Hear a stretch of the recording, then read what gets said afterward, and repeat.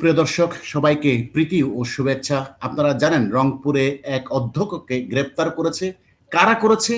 বাংলাদেশের কুলাঙ্গার বাহিনী, সেনাবাহিনী। অথচ যাদের দায়িত্ব ছিল দেশের মব সন্ত্রাসকে বন্ধ করা এবং খুন খারাপি এগুলো বন্ধ করা, অস্ত্র উদ্ধার করা, কিন্তু তারা সেটা না করে গ্রেফতার করছে একজন অধ্যক্ষকে। অধ্যক্ষের বিরুদ্ধে অভিযোগ কি? সে আওয়ামী লীগ করে। আমরা তার বক্তব্যটা একটু শুনি, তারপরে জনাব শেখ ফরিদ আপনার কাছে কি বলে দেখি এই কুলাঙ্গার।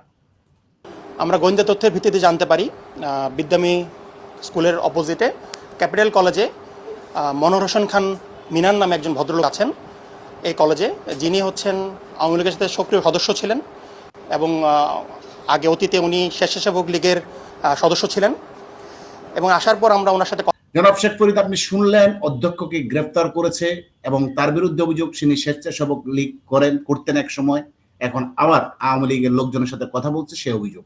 আপনি কি বলবেন? কোন দিকে যাচ্ছে দেশ? ধন্যবাদ আপনাকে, সেই সাথে চেতনার দর্শকদেরকে অসংখ্য ধন্যবাদ, শুভেচ্ছা জানাচ্ছি। আসলে আমি এই ভিডিওটা দেখার পরে, আপনি সম্ভবত রংপুর বলেছেন, এটা আসলে ময়মনসিংহে ঘটেছে। আসলে আমি অবাক হয়ে গেলাম যে একটা সেনাবাহিনীর লোক এমন ভাবে গেছে একজন অধ্যক্ষকে গ্রেপ্তার করতে, যেন সেইখানে প্রচুর জঙ্গি আছে। আমার মনে হয় যে হোলি আর্টিজেনে যে এত বড় ঘটনা ঘটছে, এতগুলো আর্মি যায় নাই, মানে এত সংখ্যক আর্মি সেখানে যায় নাই তাদের ধরার জন্য। কিন্তু আমরা এখানে দেখলাম, মানে এই যে আজকে যেটা আমরা, আপনি যে যে ঘটনাটা উল্লেখ করতেছেন, সেখানে আমরা দেখলাম যতগুলো আর্মি গিয়েছে। আরো বিষয়ের ব্যাপার যে আওয়ামী লীগ একবার তারা বলতেছে আওয়ামী লীগ নিষিদ্ধ করে না, আওয়ামী লীগের কার্যক্রম নিষিদ্ধ। আওয়ামী লীগ করলে এইভাবে ধরতে হবে?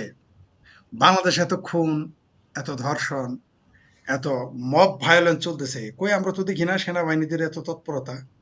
আমরা তো দেখলাম না। তাদের সামনে আঙ্গুল তুলে তুলে গালি দিল, তাদের সামনে তাদেরকে বললো সেনানিবাস উড়িয়ে দিবে, গালি দিল, কুকুরের বাচ্চা পর্যন্ত বললো। এই যে টাকলা ফুয়া দেখছে না, ভণ্ড জালিয়াত ব্যারিস্টার, ভুয়া ব্যারিস্টার, সেরকম কথা বলেছে। কই আমরা তাকে তো গ্রেপ্তার করতে দেখলাম না। আমরা তো যারা সেনাবাহিনীকে নিয়ে যা ইচ্ছা তাই বলতেছে, তাদের বিরুদ্ধে তো কোনো বক্তব্য দিতে শুনলাম না। আমরা তো জঙ্গিদের ধরতে এরকম সেনাবাহিনীকে তৎপর দেখি নাই। বাংলাদেশে যতগুলো জঙ্গি হামলা হয়েছে, কই আমরা তো এই কি যেন ওই যে জসীমউদ্দিন রহমানি, তারা তো গ্রেপ্তার করতে এরকম আর্মি যাইতে দেখি না। আসলে কি চলছে দেশে? সারা বিষয়টা কি মেসেজ হবে? একজন অধ্যক্ষকে ধরতে আপনাকে এরকম করে যেতে হবে? একজন অধ্যক্ষ, একজন পুলিশ পাঠালেই তো ধরা যায়। আর বাংলাদেশে মুক্তিযুদ্ধের মুক্তিযুদ্ধের আহ, নেতৃত্ব দানকারী দলটির একজন সংগঠককে আপনি গ্রেপ্তার করবেন, ঠিক আছে, দেখা যাক। আমরাও দেখি জনগণ এটা কিভাবে নেয়। কিন্তু এটা বাংলাদেশ সেনাবাহিনীর কাজ না। বাংলাদেশের সেনাবাহিনীর মানে এখন কোনো কাজ না থাকলে খই বাঁচতে হয়। তো আমাদের বাংলাদেশের সেনাবাহিনীর প্রতি মানুষের যে শ্রদ্ধাবোধ ছিল, সেটা কিন্তু নষ্ট হয়ে যাচ্ছে। দিন যত যাচ্ছে তেমনি বাংলাদেশের মানুষের কাছে তার শ্রদ্ধাবোধ নষ্ট হচ্ছে। সেই সাথে আন্তর্জাতিকভাবে সারা বিশ্বে এই আর্মি সম্পর্কে নেতিবাচক মেসেজ আছে। সারা বাংলাদেশে এত ড্রাগ ডিলার আছে, তাদের তো গ্রেপ্তার করতে দেখি না। ডিলারের কথা বলতেছি, ওই খেয়ে পরে থাকে তাদের কথা বলি নাই। কই আমরা তো মাফিয়াদের ধরতে দেখি না। আমরা তো জনাব শেখ যখন ফরিদ, আরেকটু শুনি আমরা কি বলে দেখি। দেখেন কথা বলি। উনি ওনার কথাবার্তা এবং নর্মাল সব কিছু নর্মাল মনে হয় আমাদের কাছে। পরবর্তীতে আমাদের গোয়েন্দা তথ্যগুলো এবং ওনার যে সামাজিক যোগাযোগ মাধ্যমগুলো আছে, হোয়াটসঅ্যাপ, টেলিগ্রাম এবং অন্যান্য অ্যাপসগুলো আছে, বিভিন্ন নাম না জানা অনেকগুলো অ্যাপস আছে, এই জিনিসগুলো আমরা একটু ঘাটাঘাটি করে দেখতে পারি। আমাদের যে গোয়েন্দা তথ্য ছিল এবং ওনার সাথে ওনার ওতপ্রোতভাবে উনি জড়িত ছিলেন এবং আমরা যেটা ধারণা করি। শেখ ফরিদ, এই আর্মির এই যে আর্মির যে স্টেটমেন্ট দিচ্ছে, তিনি কি কোনো দলের মুখপাত্র? একদম দলের মুখপাত্রের মতো কথা বলছে। হ্যাঁ, আমার কাছেও আপনার সাথে একমত। তাকে এই মুহূর্তে যেভাবে তিনি কথা বলতেছেন, মনে হয় তিনি কোনো দলের এজেন্ডা বাস্তবায়ন করতে চাচ্ছেন এবং কোনো ব্যক্তির এজেন্ডা বাস্তবায়ন করতে চাইতেছেন। স্পষ্ট বোঝা যাইতেছে তিনি এমনভাবে কথা বলতেছেন যে তিনি একজন রাজনৈতিক নেতা। এটা হওয়া উচিত ছিল না। বাংলাদেশের সেনাবাহিনীর কাজ এগুলো না। বাংলাদেশের সেনাবাহিনীর কাজ দেশের বহিঃশত্রু আক্রমণ থেকে দেশকে রক্ষা করা, এবং যদি দেশের ভিতরে কোনো বিপজ্জনক কিছু ঘটে যা পুলিশ সামলাইতে পারবে না, তা তাকে করতে হবে। কিন্তু আমরা কি দেখতেছি? আমরা দেখি যখন বুলডোজার দিয়ে মানুষ যখন কারো বাড়িঘর ভেঙে ফেলে, যখন কারো বাড়ি দখল করতে যায়, আমরা দেখি সেনাবাহিনী তখন মূর্তির মতো দাঁড়িয়ে থাকে। সেখানে কাউকে আমরা গ্রেপ্তার করতে দেখলাম না আজ পর্যন্ত। আমরা দেখলাম যে যেখানে শক্তিশালীরা যায় সেখানে সেনাবাহিনী নেই, যেখানে নিরীহ মানুষ সেখানে গিয়ে তারা যা ইচ্ছা। আমরা দেখলাম মন্দির ভাঙতে যায়, সেখানে সেনাবাহিনীকে উল্টা বলে ভিডিও করো কেন, ওইখানে আমরা দেখি না সন্ত্রাসীদের, সাম্প্রদায়িক সন্ত্রাসীদের ধরতে? আমরা কোথায় দেখলাম? একটা রাজনৈতিক নেতা, সে কার্যক্রম তো করবেই। স্বাধীন বাংলাদেশে রাজনীতি করার সাংবিধানিক অধিকার আছে। সাংবিধানিক অধিকার আছে। যেখানে নিষিদ্ধ ঘোষিত জামাতের সাথে সেনা প্রধান বসে বক্তব্য দিল, সেটা অন্যায় হয় নাই? এখন এগুলো বলতে গেলে তো আবার বলবে যে আমরা সেনাবাহিনীর বিরুদ্ধে বলতেছি। সেনাবাহিনীর সেটা কি ঠিক ছিল? একটা নিষিদ্ধ সংগঠনের আমিরের সাথে সে বসে মিটিং করেছে সেনাপ্রধান। আর সেখানে আওয়ামী লীগ তো ডক্টর ইউনূস একবার বলে আমরা আওয়ামী লীগ নিষিদ্ধ করি নাই। ডক্টর বিদেশে গিয়ে তো বলে আসছে।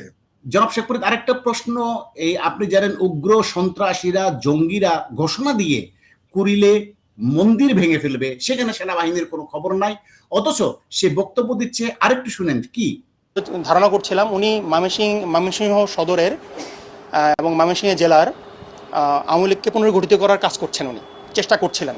সেই প্রেক্ষিতে ওনাকে দায়িত্ব দেওয়া হয়েছিল।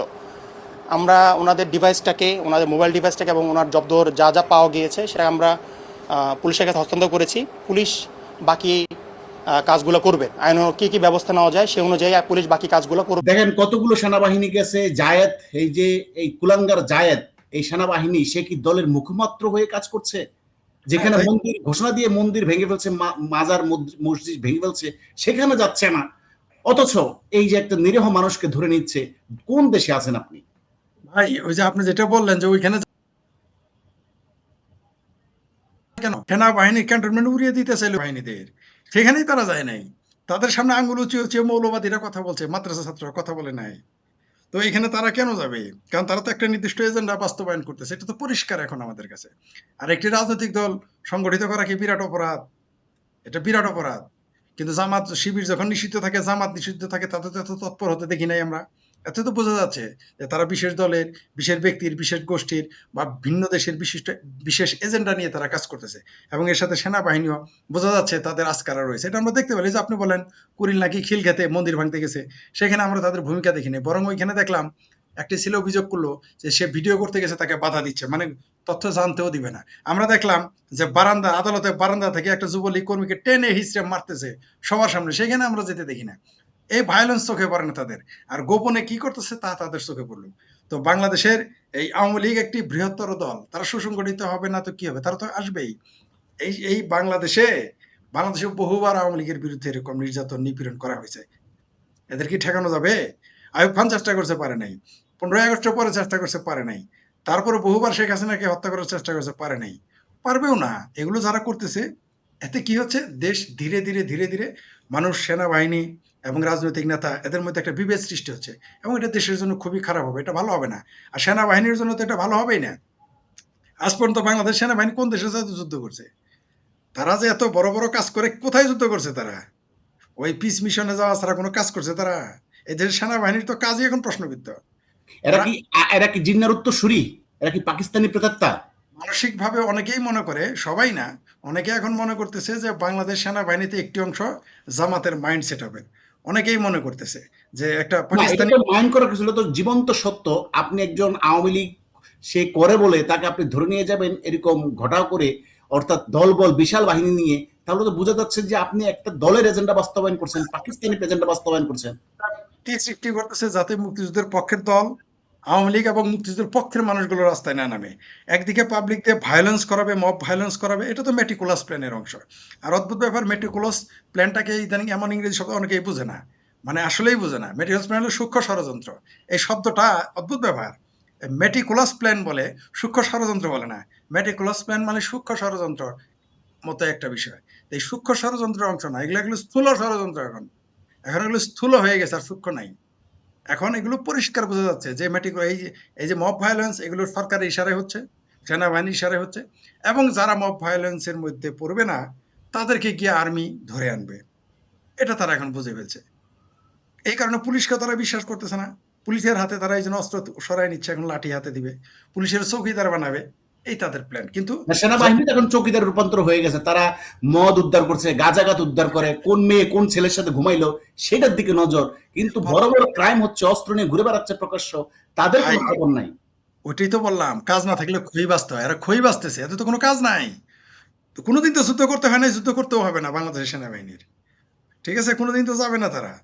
এরা ওই যে রিটায়ার্ড হবে, ফ্ল্যাট পাবে, প্লট পাবে, এগুলো নিয়ে আরামে এসে থাকবে। তারপর বিদেশ চলে যাবে, এগুলোই তাদের কাজ। আর তো কাজ নাই।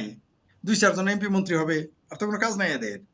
তো এরা তো এরকম করবেই। কাম না থাকলে তো খই বাজবে, আমাদের জামালপুরের ভাষায় বলে। জি, তবে এটা জনগণ মেনে নিবে না বেশিদিন। খুব একটা এগুলো মেনে নিবে না। বাংলাদেশ আওয়ামী লীগ এবং মুক্তিযুদ্ধের পক্ষের মানুষ সারা বাংলাদেশে কম নেই। এরা একসময় ঝাঁপিয়ে পড়বে। জি। ধন্যবাদ জনাব শেখ ফরিদ আপনাকে সুন্দর উপস্থাপনের জন্য। প্রিয় দর্শক আপনাদেরকেও ধন্যবাদ।